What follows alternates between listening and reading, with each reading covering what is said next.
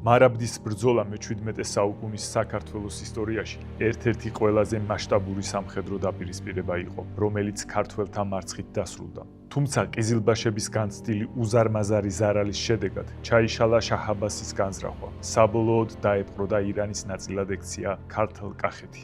ამ ბრძოლამ ფაქტობრივად გადაწყვიტა ჩვენი, როგორც ერის, ყოფნა-არყოფნის საკითხი. ეს იყო ბრძოლა, რომელმაც ჩვენს ახლო ისტორიაში აჩვენა ქართველი ხალხის ერთი, მკაფიოდ გამოხატული ნება, სადაც ერთად დადგა ერი და ბერი. ბრძოლა, სადაც პირდაპირი გაგებით ეკლესიაც ხმლით იბრძოდა.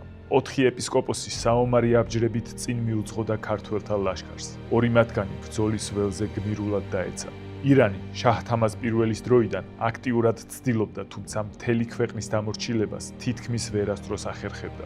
მარაბდის ბრძოლა სწორედ შაჰ აბასის აგრესიული კავკასიური პოლიტიკის ნაწილი იყო და გულისხმობდა ამიერკავკასიის დამორჩილებას და ირანისთვის დაქვემდებარებას.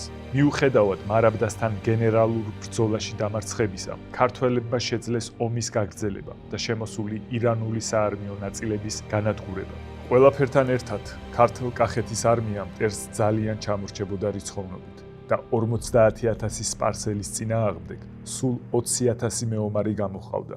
მიუხედავად ამისა, ქართველებს ჰქონდათ უდიდესი უპირატესობა. ისინი თავიანთ მიწაზე იბრძოდნენ.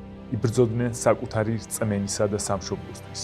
ეს მათ სიმამაცეს აასმაგებდა და ბრძოლაში გამარჯვების იმედს აძლევდა.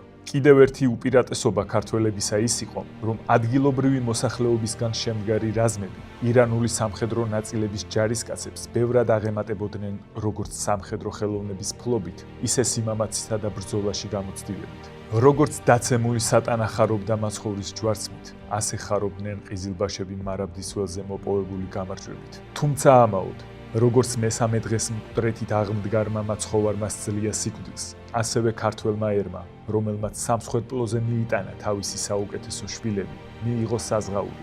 სძლია მუსულმანთა ავგანზრახვას საკუთარი უკიდეგანო თავგანწირული და მომავალში აღდგა როგორც ერი და კვლავაც დგას სხვა ერთა შორის. მთავარსარდლობა თეიმურაზ პირველმა იკისრა. ქართველთა ლაშქარმა ბრძოლა მისთვის უაღრესად ძნელ პირობებში დაიწყო. ყიზილბაშებმა სანგრები ააგეს, ზარბაზნები შემოუწყვეს და მათ უკან მეტოქეები განალაგეს. ქართველთა ლაშქარი ღამით კოჯრის მაღლობებიდან მარაბდის ველისკენ დაეშვა მტრის ბანაკისკენ.